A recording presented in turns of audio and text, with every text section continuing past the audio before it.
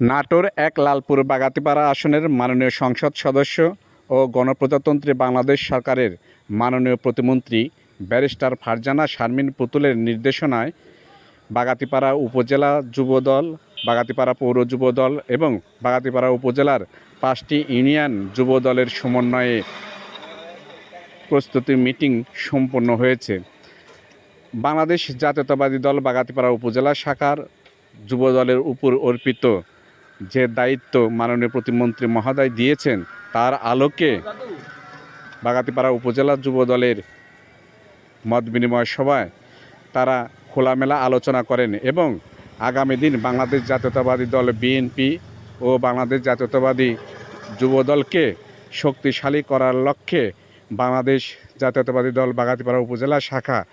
সর্বাত্মক সহযোগিতা করবে এবং দেশ গড়ার কাজে নিজেদেরকে প্রস্তুত